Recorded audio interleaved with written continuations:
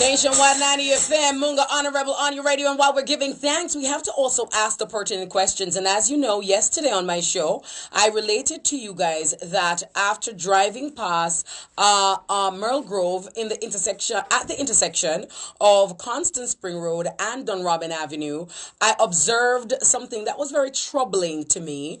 The fact that there were no bridges, or there are no bridges, no crosswalks for the young ladies attending the Merle Grove High School. I observed a set of the ladies trying to cross the road while it was green. But the thing is, they, because of the precarious situation, none of the lights are turning, for them to cross. Because when one turn green or one turn red, everybody is moving at the same time. And for me, I saw that as an accident and a tragic situation waiting to happen. And I wanted to find out from the necessary authorities, or the relevant authorities rather, what is the situation concerning the safety of our students. And so I reached out to Stephen Shaw, the communications manager at the National Works Agency, and he is on my line today. Good afternoon to you, Stephen. How you doing? Hi, Ms. Kitty. Good afternoon. I'm well, thank you. All right. Well, Stephen, I was irate yesterday because I observed my students from my alma mater crossing the roads in a crosshairs of vehicles, which was much to my chagrin. It was very unnerving. It was very irritating, and it was very concerning as well to see the situation with which the young ladies are faced. At this time, is the National Works Agency aware of the situation that the students are facing regarding the safety of crossing? All right. The situation that you are speaking to relates to the work that is taking place along Constant Spring Road, and the fact that median barrier has been erected. Yes. Down Constant Spring Road. That was always part and parcel of the plan, as we had announced many times, including at a public meeting that we had right there at Merle Grove. Now, the plan is to have the children and, well, all pedestrians, not only the children, but yes, all pedestrians, use the pedestrian crosswalks that are at the signalized intersection or junction, if you may, yes, by Dunrobin Avenue and Constant Spring Road. The persons crossing the road will do so with the assistance of the lights. For years, we have said that is where the persons wishing to cross that very busy corridor ought to use, but because there was no median there, persons were just sauntering across the road at any point there, and that was a situation that was dangerous. Yes. And deadly. But the students, Stephen, though, because during my time there, during my tenure at Merle Grove High School, we had a pedestrian crossing directly in front of the school, and we had a crosswalk person who was designated to take us across the street. So for me, I'm thinking that yes, when adults may have the alacrity to cross at a busy intersection like the Dunrobin and the Constant Spring area there, I'm wondering for students who obviously we owe an extra duty of care to ensure that they are able to cross properly, their children. I don't know about that busy intersection. For me is problematic regarding children, because when adults may be able to maneuver themselves, I am worried about the children. All right. I take your point as it relates to the additional duty of care and the fact that they are children, but also at the time when you would have gone to school, I don't know if the level of vehicular traffic was as high as it is now. Coming from Constant Spring Road, Dunrobin Avenue, and elsewhere. Yes. No. I just want them left school, Stephen. Just want they not long. Yeah. No, but just want to be clear. Yes, Stephen. A long time, but just one year. We progressive in our life early, and so I just 1 year, Stephen. Yeah, 2012. I don't like. You understand? See that talk like me. I mean, Marcus Garvey walk. I mean, Paul Bogo walk from store to go. No. Steve, it's what day? Yeah, what day? When marketplace belongs, so yeah, but Steve, what day? Don't Steve, you're bad. Yes. So we would have had increased levels of vehicular movements. Yes.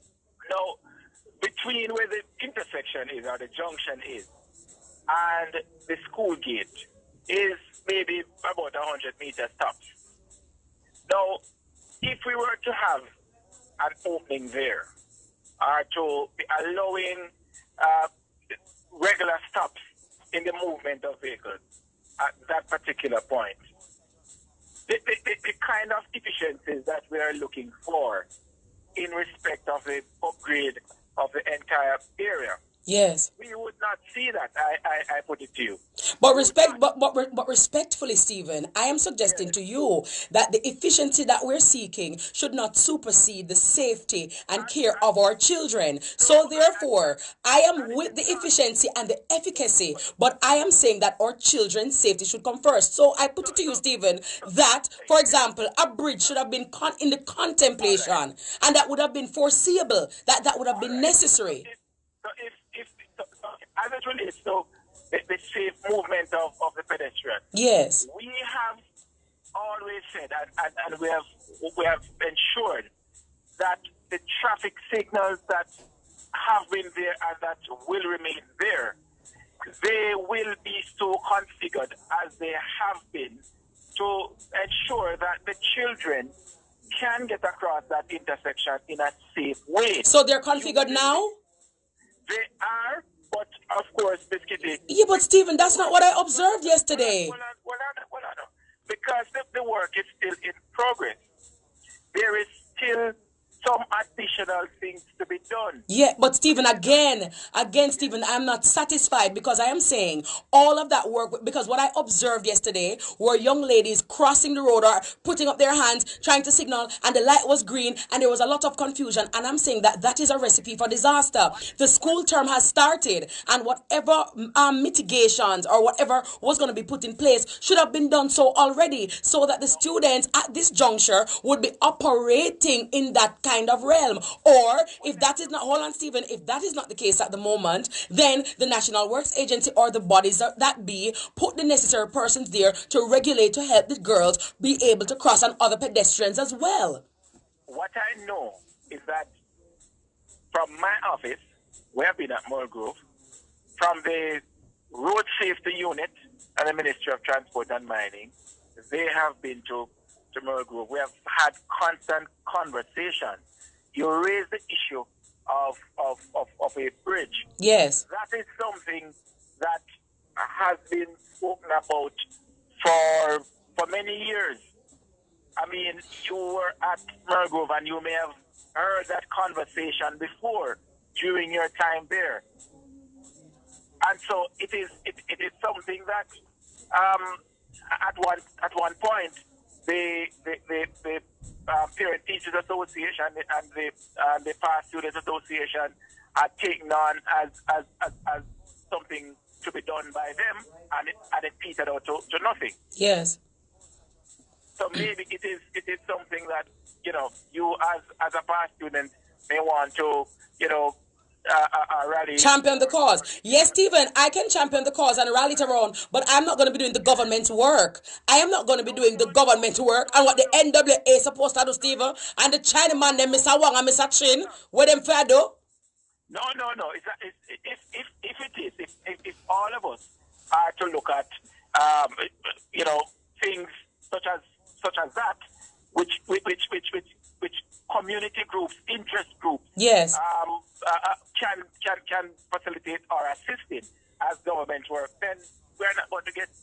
No, Stephen, I understand, and of course, you know me. I'm a citizen of Jamaica. From my blood drive to me giving students scholarships, I believe in collaboration and not waiting on the government and placing everything at the feet of the government. But at the same time, the government has a responsibility to its citizenry to conduct and get certain things done. And I am saying that if a road is being constructed in the vicinity of a school, then there must be some contemplation, because it is foreseeable that students are going to be there there. A lot of business places are there. So other pedestrians are going to be there. And we must make some kind of provision to accommodate all of that. So until when the Past Students Association or alumni or whomever comes together, we need to protect our girls. A young lady was killed in that vicinity, the same place that you mentioned, same place on the corner of Dunrobin and Constant Spring. And so we don't want a repeat of that. So obviously there are some gaps and too many gaps. And that young lady died in that vicinity. Are we going to wait until something like that happens again? And Stephen, trust me, what I saw yesterday was very concerning to me. And I truly understand it is a concern.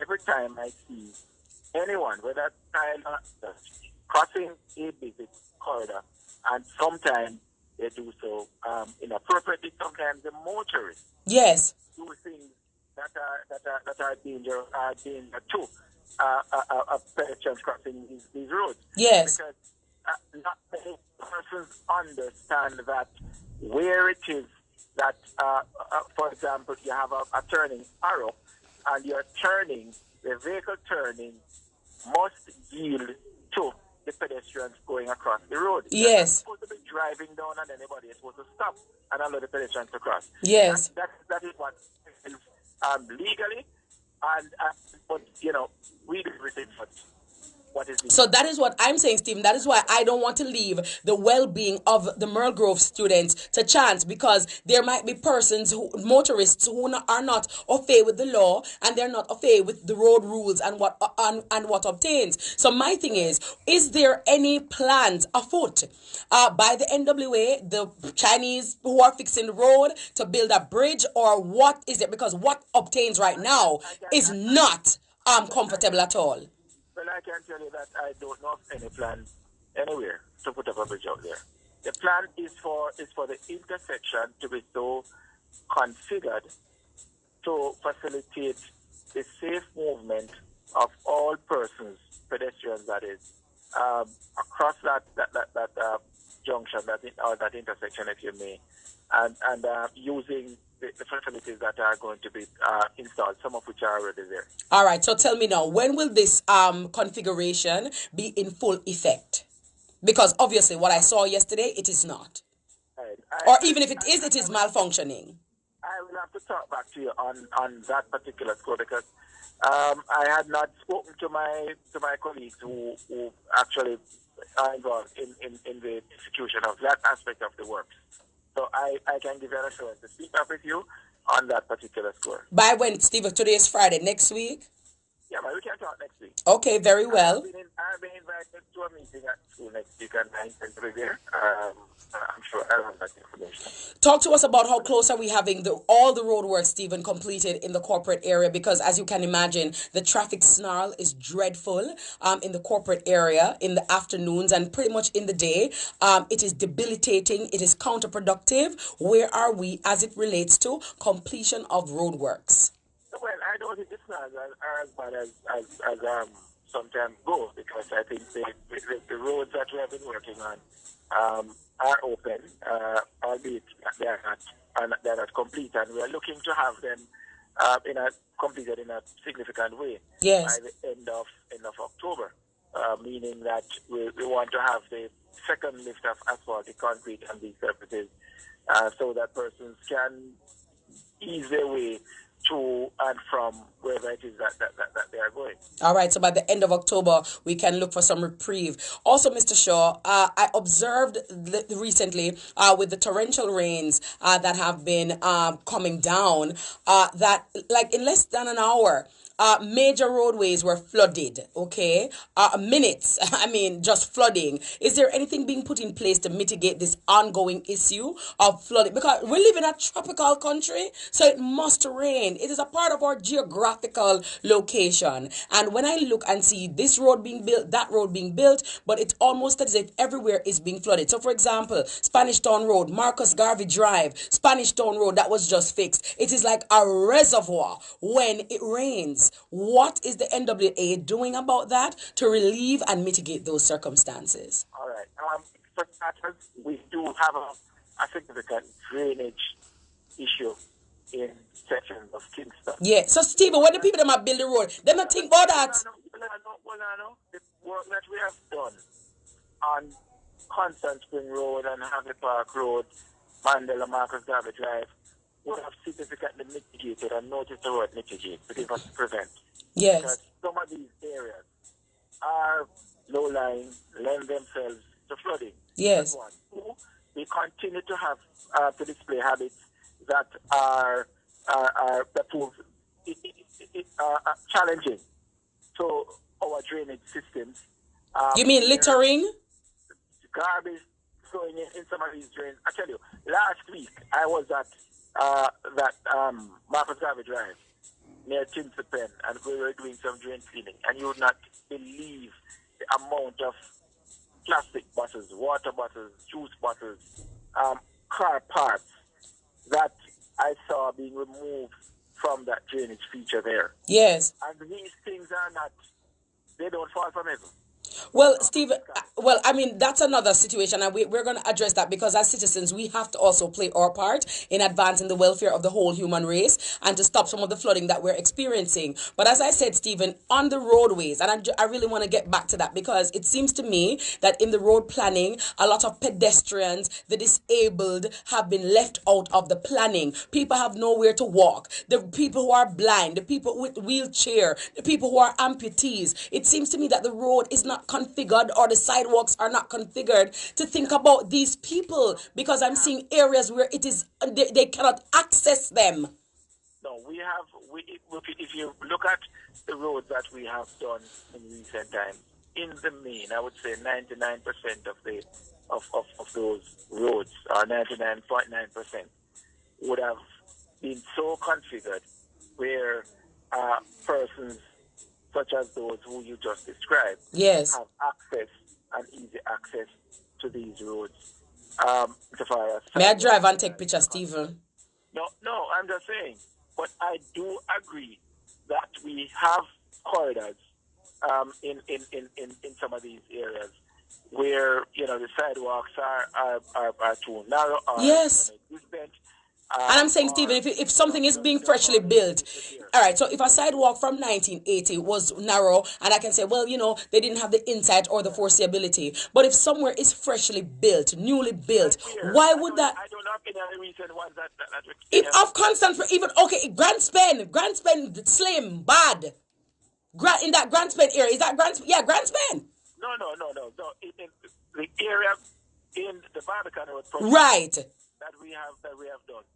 You can't really argue a sidewalk is non-standard, meaning there's only one person can hold it. The sidewalk, that's it. No, but I'm talking about wheelchairs, Stephen. That's what I'm talking about. And safely doing so, persons who are blind. So and even so for wheelchair persons to mount it and to disembark. Yes, so I'm not seeing like a ramp thing, Ramps are there.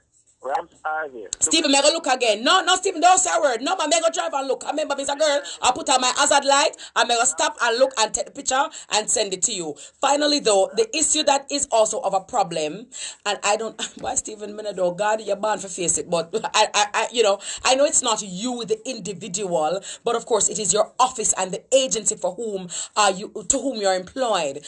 We have to reach out to, okay?